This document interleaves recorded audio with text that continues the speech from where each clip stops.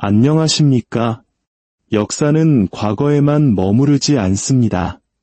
오늘 우리 안에서 생생히 숨쉬고 있습니다. 특히 한때 세계를 호령했던 거대 제국의 흥망성쇠는 오늘날 우리 사회를 비추는 가장 선명한 거울이 되곤 합니다. 2000년 전 인류 역사상 가장 부유하고 강력했던 로마 제국. 그들은 어떻게 지구의 4분의 1을 지배하는 대제국을 건설했을까요? 그리고 그토록 영원할 것 같던 부와 영광은 어째서 한순간에 무너져 내렸을까요? 해답은 놀랍게도 돈에 있었습니다. 로마인들은 돈이 단순한 거래수단이 아님을 뼛속 깊이 이해하고 있었습니다. 돈은 때로는 강력한 무기였고 달콤한 약속이었으며 치명적인 거짓말이었습니다. 그들은 학교에서 경제학을 배우지 않았습니다. 대신 전쟁과 위기, 그리고 뼈아픈 멸망의 과정을 통해 부와 빚, 가치의 본질을 체득했습니다. 오늘 우리는 로마를 건설하고 또 파괴했던 그들만이 알았던 돈의 법칙에 대해 이야기하려 합니다. 그리고 놀랍게도 그 모든 법칙들은 오늘날 우리가 사는 세상에 소름 돋을 만큼 정확하게 적용되고 있습니다. 서기 2세기경 로마 제국은 대서양에서 유프라테스강에 이르는 광대한 영토를 다스렸습니다. 6천만 명이 넘는 인구가 단일 통화와 언어 아래 하나로 묶여 있었죠. 이집트에서는 곡물이, 시리아에서는 유리가, 머나먼 중국에서는 비단이 쉴 새 없이 로마로 흘러들었습니다. 항구와 광장은 활기로 넘쳤고 국고는 정복지에서 걷어들인 세금으로 가득 찼습니다.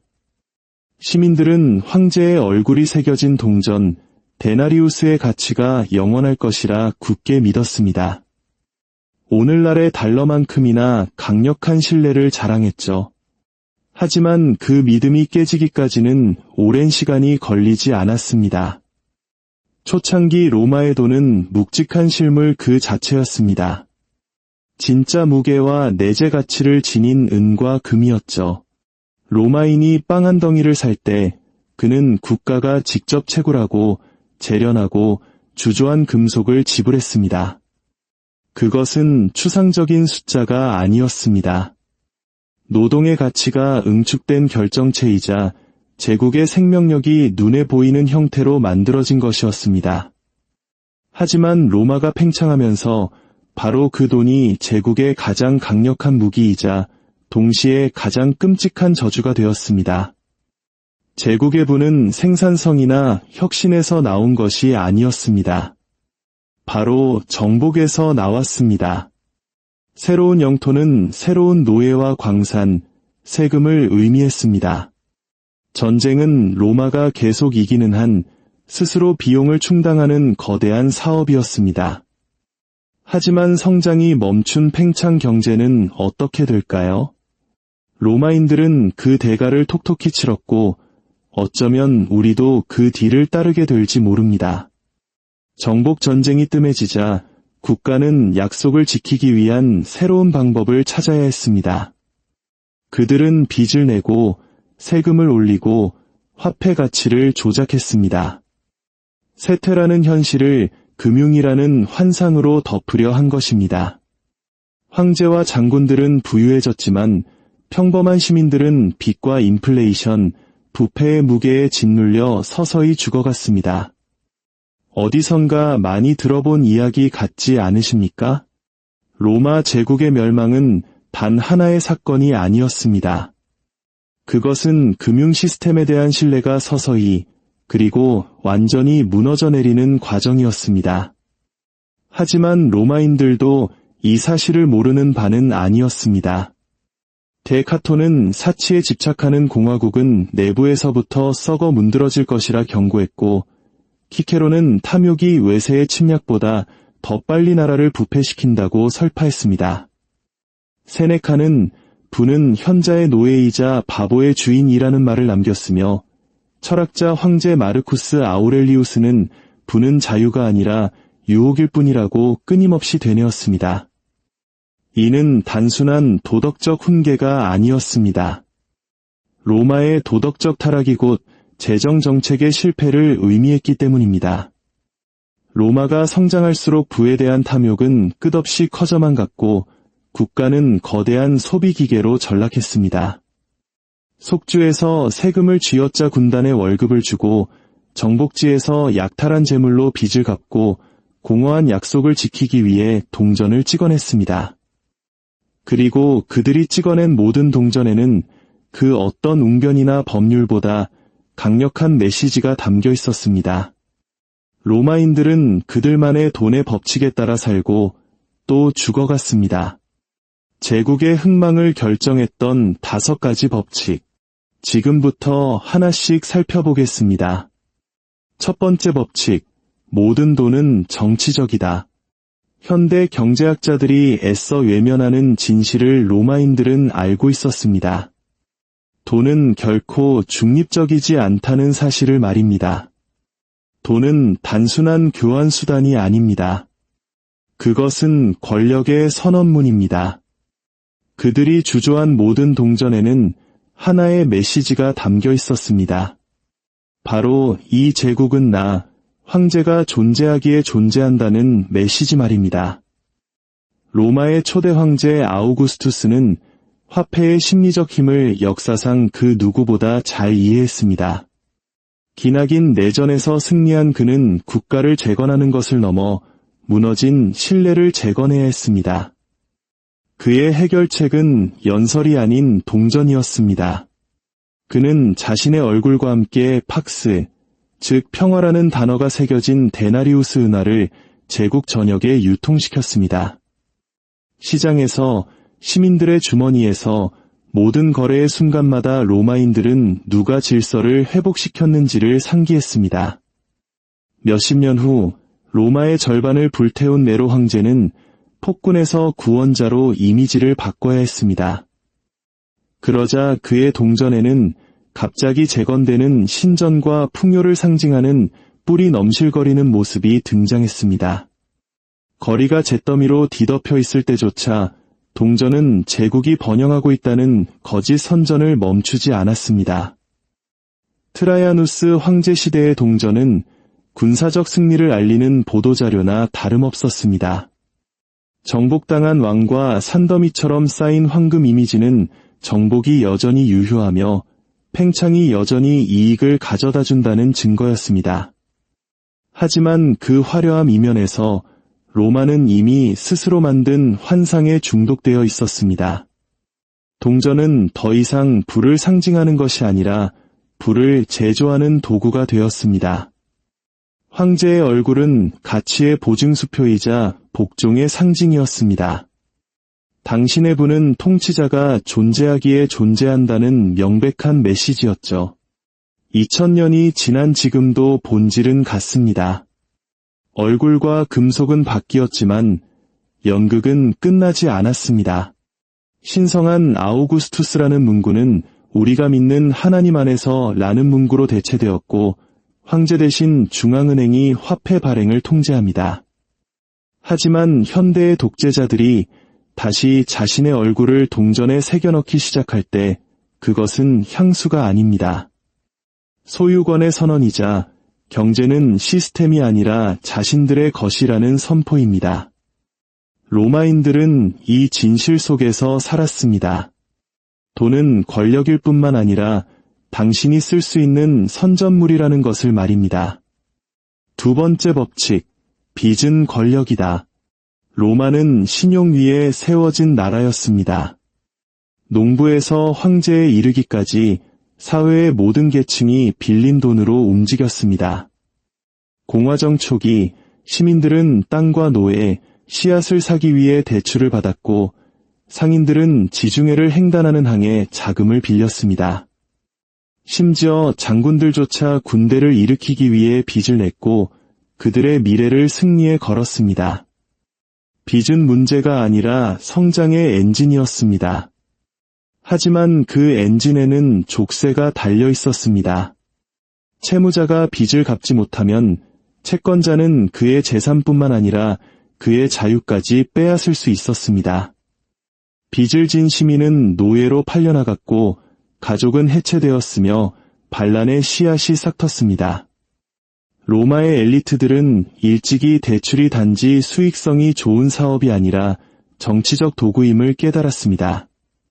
군대를 보내지 않고도 대중을 통제하는 수단이었죠. 시민들을 계속 빚진 상태로 만들면 그들은 계속 복종할 것이기 때문입니다. 라틴어 오블리가티오는 빚과 의무, 속박이라는 의미를 동시에 가집니다. 로마인들은 이 둘 사이에 차이가 있다는 신용조차 하지 않았습니다. 율리우스 카이사르 시대에 이르러 공화국 전체는 빚더미에 올라 숨막혀 하고 있었습니다. 이자율은 12%까지 치솟았고 원로원 의원들은 선거 자금을 위해 영지를 저당 잡혔으며 평범한 로마인들은 자녀를 노예로 팔아야 했습니다. 전략가였던 카이사르는 여기서 기회를 보았습니다. 기원전 49년 권력을 장악한 그의 첫 조치 중 하나는 부분적인 채무 탕감이었습니다. 자비심 때문이 아니었습니다. 철저한 계산이었죠. 그는 공화국을 자신의 모습으로 재건하기 위해 대중의 지지가 필요했습니다. 빚을 청산해주는 것은 금융정책이 아니라 군중을 통제하는 기술이었습니다. 오늘날 우리가 주택담보대출, 학자금 대출이라 부르는 것들 속에서 평생 빚의 무게를 짊어지고 살아가는 우리의 모습과 섬뜩할 정도로 닮아 있지 않습니까? 세 번째 법칙, 사치는 바이러스다. 로마인들은 소박함으로 시작하여 허영으로 끝을 맺었습니다. 초기 공화정 시대에 부는 땅과 덕망으로 측정되었습니다. 킹키나투스 같은 로마의 건국자들은 직접 밭을 갈고 소박한 양모 튜닉을 입었습니다. 사치는 나약함의 상징으로 여겨졌고 원로원은 여성이 착용할 수 있는 금의 양이나 저녁 식사에 초대할 수 있는 손님의 수를 제한하는 법까지 통과시켰습니다. 하지만 정복전쟁의 단물이 쏟아져 들어오자 소박함은 창밖으로 던져졌습니다. 카르타고를 무너뜨리고 동방을 약탈한 로마의 엘리트들은 톡가를 입은 억만장자가 되었습니다. 그들은 빌라를 그리스 조각상, 이집트 보석, 그리고 세계 각지에서 수입된 노예들로 가득 채웠습니다. 나무 지붕은 금박 천장으로 바뀌었고 저녁 파티는 밤새도록 이어졌습니다. 얼마 남지 않은 검소한 로마인 중 한 명이었던 데카토는 혐오감에 찬 눈으로 시장을 거닐며 사치는 공화국의 뼈를 갉아먹는 질병이라고 기록했습니다. 그의 말은 옳았습니다. 1세기에 이르러 로마를 건설했던 절약 문화는 완전히 사라졌습니다. 원로원 의원들은 연회, 마차, 향수, 심지어 공작 요리를 두고 서로 돈 자랑을 했습니다. 그렇습니다. 문자 그대로의 공작입니다.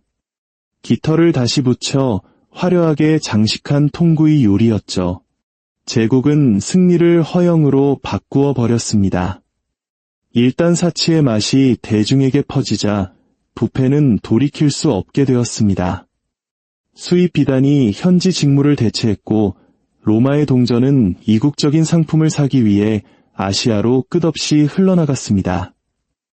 2세기에 이르러 로마는 군대로도 해결할 수 없는 무역 적자에 시달렸습니다.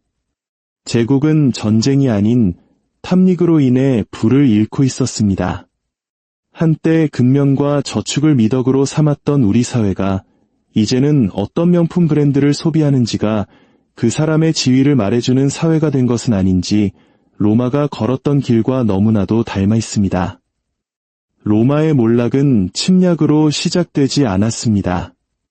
그것은 식욕에서 시작되었습니다. 네 번째 법칙, 인플레이션은 제국을 파괴한다. 빚이 로마의 중독이었다면 인플레이션은 치사량이었습니다. 수세기 동안 황제의 얼굴이 새겨진 작은 은화 데나리우스는 세계에서 가장 신뢰받는 통화였습니다. 하지만 전쟁이 더 이상 수지를 맞추지 못하게 되자 계산이 틀어지기 시작했습니다. 군대는 월급을, 관료는 급여를, 시민들은 빵을 요구했습니다. 제국은 생산하는 것보다 더 많이 소비했고 세금만으로는 감당할 수 없었습니다. 황제들은 손쉬운 해결책을 찾았고 그것은 바로 동전을 속이는 것이었습니다.